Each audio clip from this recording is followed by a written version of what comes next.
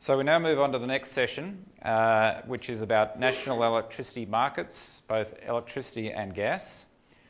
We have two speakers who will lead this session, and they are Tony Wood from the Grattan Institute and Iain McGill from the University of New South Wales. So please welcome Tony and Iain.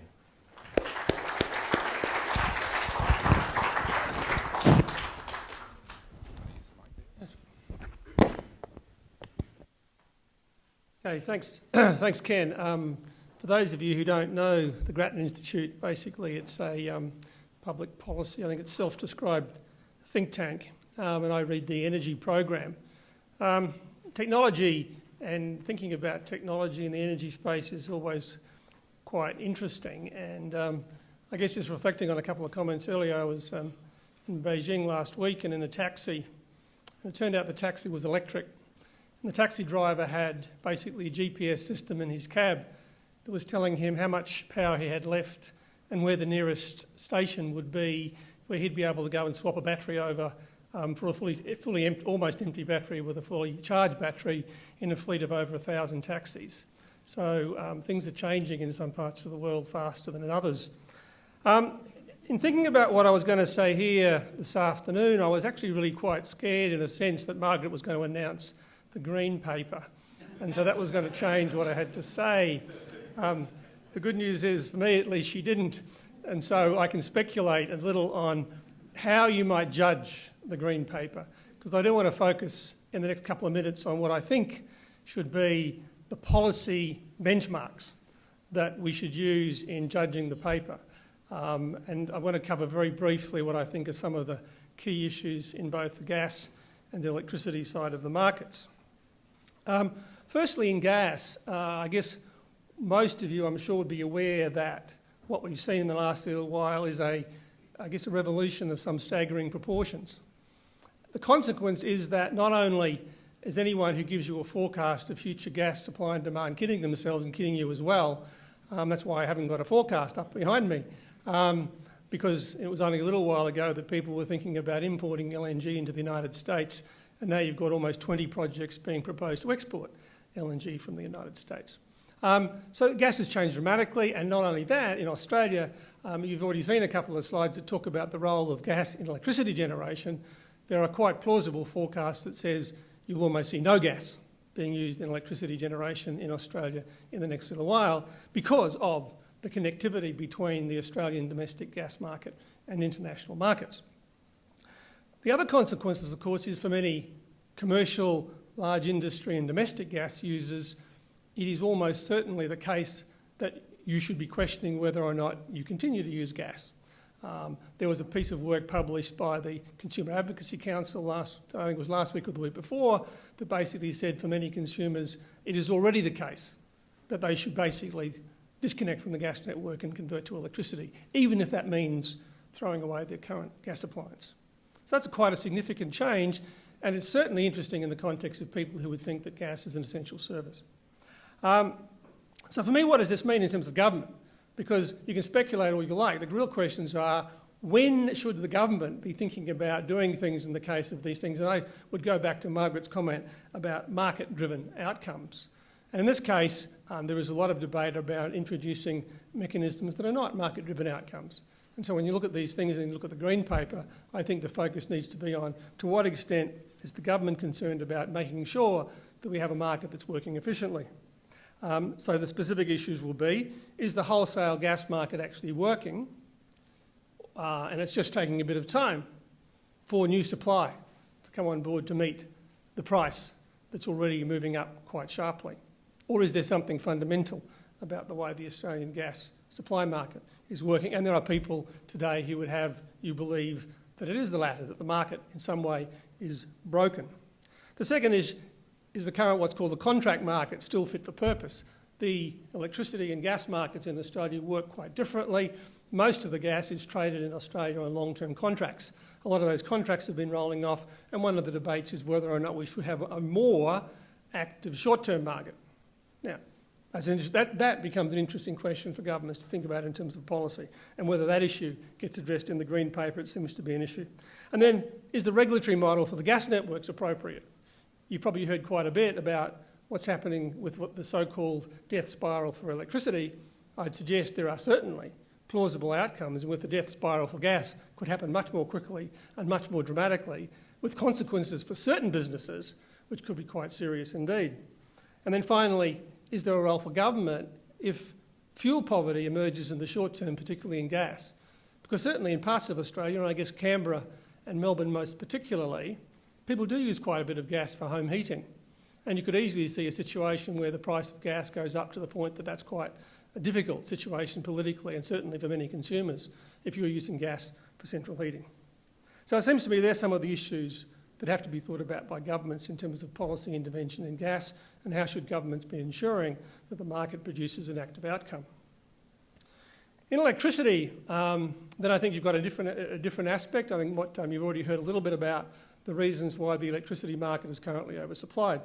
In terms of market-driven outcomes, of course, in electricity, and I guess maybe energy more generally, the one significant market failure that we have is the failure to price the greenhouse gas emissions that have an impact on our environment. So whether you call that a subsidy or whether you call that a market failure, it seems to me that that is absolutely front and centre of any credible long-term energy policy in this country, that if it's going to be market-driven, it has to address that market failure.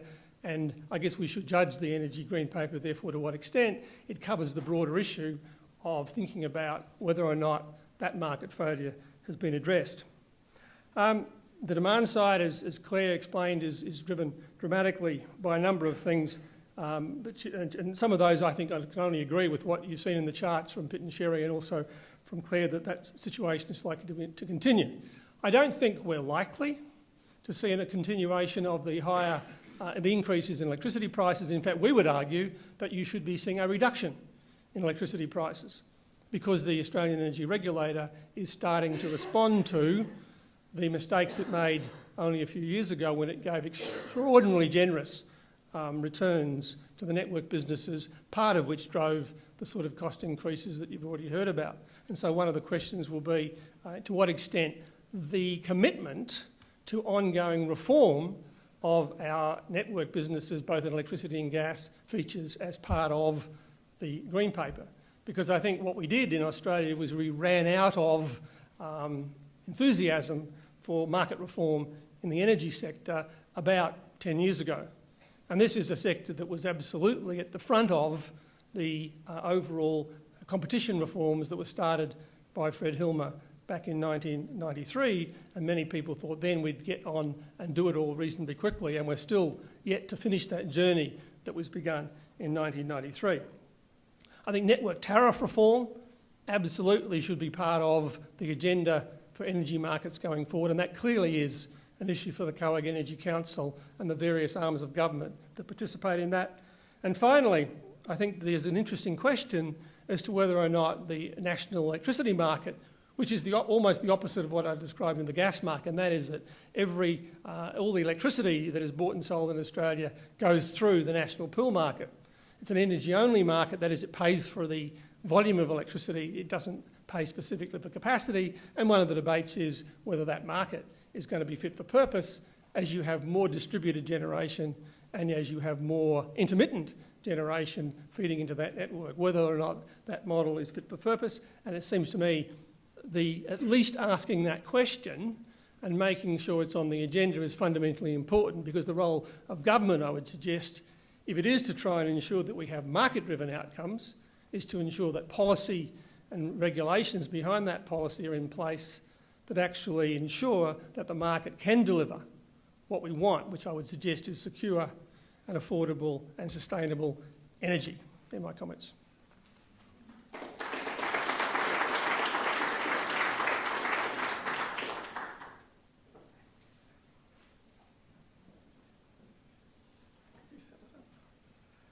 Thanks.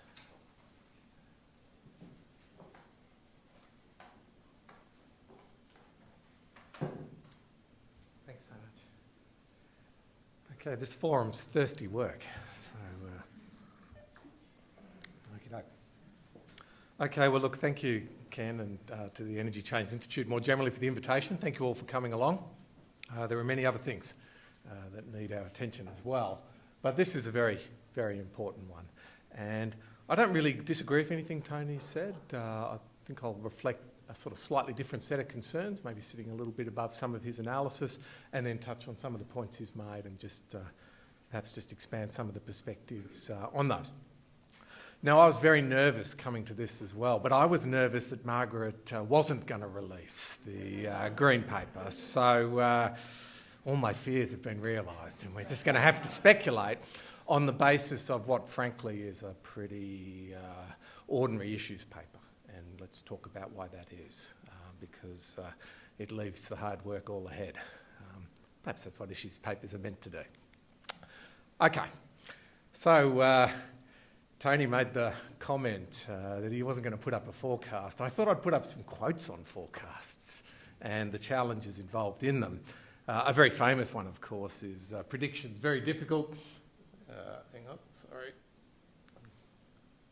Just looking for my laser pointer. There. Great. Predictions very difficult, especially if it's about the future. This is actually very relevant to issues picked up in the issues paper around transparency, and we've got enough problems trying to work out what's currently going on, particularly in some areas like gas, for a range of reasons, which we'll touch on, before we even try and think about where things are going. The best qualification of a prophet is to have a good memory. One thing that always strikes me about this energy white paper, this is my third one. I started working in this area in 2001, so I was there for 2004. Were you there for 2004, Margaret? Around the edges, Claire? Right, okay. What I find amazing is there just seems to be this amnesia about the earlier work, and we're talking some very good questions about what time horizon we're trying to explore here. But there just seems to be this amnesia in this process where previous efforts don't really get discussed or mentioned, and why they're no longer right, sort of picked apart. Next quote, if you have to forecast, forecast often. And I really agree with this. I think that the energy white paper process should be a regular one. This was a recommendation of the last one, of course, back in 2012, every 4 years or so. The next quote, which I think I'm going to finish on, but it's very important. This is the first age that's ever paid much attention to the future, which is a little ironic since we may not have one. Arthur C. Clarke. Just because you decide not to talk about climate change, and the current issues paper does not mention it once as a term, okay? It doesn't go away just because you don't want to talk about it. It goes away for a while, but it will come back. So, now this is our Industry Minister. Many of us who keenly observe the energy sector can take a pretty good guess at what our next big challenges are. This was at Senator McFarlane's speech 5 days ago. Now, he was actually Energy Minister back in 2004, so 1 decade ago with the Energy White Paper process there. There's their demand forecast for electricity. That's the medium. Okay. There is 2 mentions of CSG, but basically no mention to it at all. There's no discussion of East Coast LNG export. There's no discussion of falling demand. And there's very limited discussion of falling costs and growing sort of deployment of wind and PV. This futures business is hard. So we really need to be thinking about in this process, how do you deliver something useful, given the levels of uncertainty about the future that we currently face? And that's a robustness question, of course. It's about trying to make things pretty robust for all the surprises that are heading our way. And now this is the more recent 2012, which did get raised very briefly right at the start of the forum. It was internationally pretty well regarded, actually. Well, certainly the Clean Energy Futures package of 2011, which the IEA thought was really addressing and grappling with the challenge of low-carbon transformation, which Ken and others have raised. What I find interesting there is there's no real discussion in that of potential carbon price repeal, reduction in the renewable energy target, or removal of a whole lot of mechanisms put in there to fill the chain on transformation. And that's another sort of thing that you might miss in this process. So here we go again. And here's our issues paper. Okay. I just want to, it's really only 2 slides to go because the questions have been great and hopefully will continue to be so. There's such a strategic opportunity in this white paper process, and there's also a risk, which we'll come to. The stated intention is to develop an integrated national energy policy, and that's what we need. Integration, coherence and comprehensiveness. What we really need, though, right now from the Energy White Paper is how you achieve that. So it's a laudable goal. Why has it been so hard to achieve in the past? You know, what went wrong with 2004 and 2012? We've had decade-long efforts to respond to energy security, economic development, climate change concerns. Why aren't they reflected in the process we currently have underway? They are there, but why can't we sort of think back and say, okay, well, what did we learn? What's changed? What will be done differently in the future? Of course, is the next question then. Ideally, you need prioritised objectives. Generally, we see a list of objectives. And yeah, we'd like it to be cheap, earn us a lot of money overseas, affordable here, clean, sustainable, you know, let's have a magic pony while we're at it. The challenge is prioritisation. There's trade-offs involved, and how are they going to be made beyond general arm waving? They do get made, but why don't we try and have a white paper process that more explicitly identifies how those trade-offs will be managed rather than just a general sort of wish list. It really needs a detailed assessment of the status quo and the policy comprehensiveness and coherence. When you come into government and remove some fairly significant planks of the earlier government's platform looking forward for energy, you kind of need to make the case of how you fill the gaps. You don't agree there are gaps, or, you know, what's the strategy? You then need targeted strategies going forward, and I think the really key thing is robustness. And we do know stuff about policy robustness. We do know about it in energy in particular. If you look at the national electricity market, that is a market designed for robustness. Failure is not an option. The carbon price and the red are what you get when failure is an option, right? And a far less robust design, one that sort of soldiers through when things change. A description of steps, resourcing, times and risks to implement, how progress will be measured and how the plan itself will evolve. So that's the sort of things I think we should be looking for from an energy white paper process, and you see them to a greater and lesser extent when you look around the world. We're not the only country grappling with these issues. I think some do a worse effort of it, certainly, but I think there's some good examples out there of how we might do a better one, which actually embrace these things. So, final slide. Just some key opportunities. Tony and others, or particularly Tony, raised the issue of international markets, and let's consider them for uranium, coal and gas. Firstly, we need to use the word markets there with some caution, because there are very few countries which hand over their energy security purely to market forces. It's very unusual. They intervene for a whole lot of reasons. Australia's very schizophrenic in this regard. You know, for us, energy security is other people being dependent on buying our exports. That's not the way they see it. And you may have seen some discussion about how New South Wales should worry about importing gas from Victoria, South Australia and Queensland. Well, if New South Wales should worry about it and needs to bring up its own supplies, what message are we sending to our international customers, right? Okay, domestic gas markets. Many opportunities to improve their efficiency, and I think it's good to see focus on this in the Energy White Paper process. A big part of this is because of the really limited efforts to restructure them. And a really big part of that was high levels of private ownership of infrastructure at the time it came, when we had a head of steam and we had Hilmer's review to make change. The electricity industry was largely state government owned. That was something we could really restructure. We found it much harder to change gas. This is very important for current privatisation, right? You privatise, and then you've got a view, there's actually things we need to change. You might be making life more difficult. This means this is an opportunity in the privatisation question. Now, for the NEM, I think the wholesale market arrangements have worked reasonably well to date, except for the environmental externalities. And as Tony's pointed out, it's a market distortion and a market failure not to have a carbon price. That's all there is to it. And you want to fix up market distortions? There's a very obvious place to start. I think there's even some legislation you could reintroduce.